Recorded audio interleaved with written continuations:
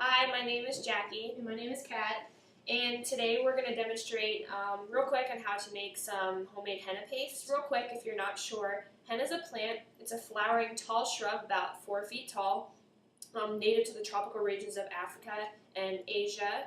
It's used to dye skin, hair, nails, silk, and wool, and leather. It's safe, non-toxic. It's all natural, obviously, because it's from a plant. So this was just something that we figured we would throw together and it would be fun to do. So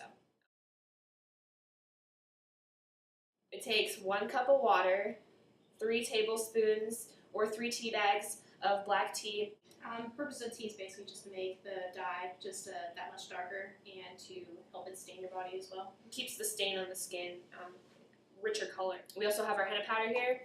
Shield henna powder we bought from a culture shop down in Southside. And then we also bought some turpin oil. And of course we have our lemon juice. We need 2 tablespoons of that. And the purpose of the lemon juice was? It's because in the henna plant it's a hennatonic acid. There's a lawsum is the chemical in there, and that chemical is what stains your body. But what the lemon juice does, it helps break down the cellulose from this plant, and it breaks it down from the leaf, and then it binds with the protein in your skin to help stain it. Takes 1 teaspoon of sugar, so we have just a little container here of sugar. When you mix your ingredients in a bowl, you're going to want to pick something that you don't mind destroying, because once we add all of the tea and the oils and the lemon juice and everything, it's going to create a kind of like a slimy, like textured mixture. Pick a plastic spoon. This works better because it will tarnish the chemicals and the acid in the mixture will tarnish silver. We had our powder all sifted through. You're going to want, what we did was back here before we got started, we picked a nice little container. It's just like a Kool-Aid container. It has a nice screw-on lid. We took a stocking or a knee-high. They recommend you to sift it first to get all the clumps out so that later on when you're squeezing it through your tube, you don't get clumps, and then that will get annoying and it'll destroy your design. So we're just getting ahead of the game, doing it the right way. You just put some coins inside there, so when you shake it up, you got, it's annoying and it takes forever, and our stuff was pretty much well sifted through when we got it, so we didn't spend too much time on that stuff. Okay, so next we're going to start adding our ingredients.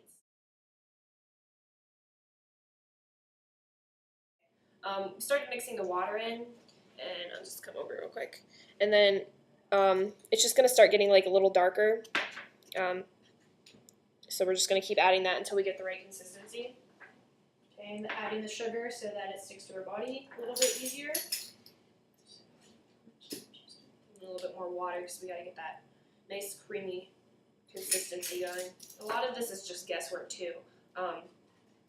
Just until trial and error until it gets right consistency. It looks right. The description that they gave us was a little less thick than mashed potatoes. After we have added the sugar and the water, it's getting like a darker green, and it's like really thick and chunky. All right, we're gonna add the oil next. Ooh. Still mixing the mixture here. It's starting to get a little more smoother to mix. It's not as chunky. And she's adding the tea. It's starting to look like closer to brown now. Still got a little bit of green tint to it. It still needs like mixed a lot because it's got like liquid hanging out in the bottom there. Now we're just working towards that consistency. We're just trying to get it to that soupy mashed potato texture that they explained to us in the ingredients. This is what you're talking about. And this is the bag that we're going to be using. It's actually a plastic bag that came with the kit. This is one of the reasons we bought the kit, because we were just simply going to spoon this into there. We're going to snip off the end. So I can show you this a little bit closer. We're going to snip off the end there, and this is what we're going to use to apply it to our body.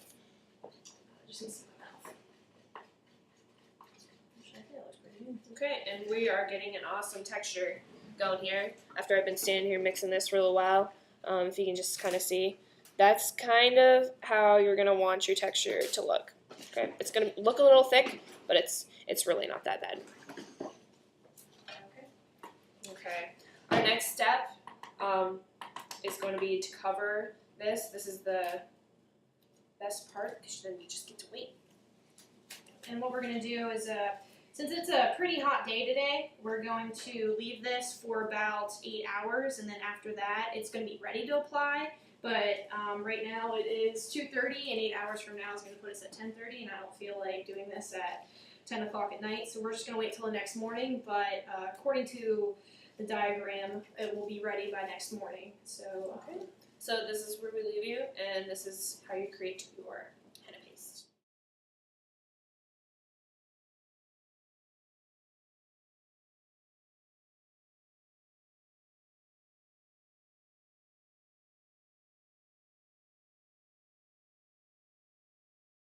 Hi, I'm Jackie. wait, you should be more of a pause so I can like edit it.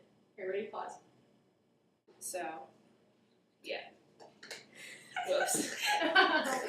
This part is bloopers because Jackie just made a mess. And it stinks really bad, yeah, by the way. This stuff smells really bad. Just be happy that you're not smelling this right now.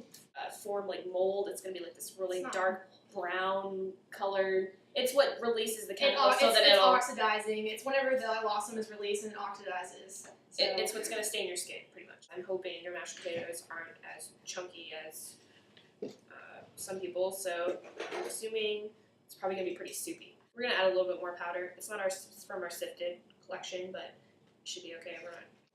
Honestly, I have no idea how we're getting this oil out of this container.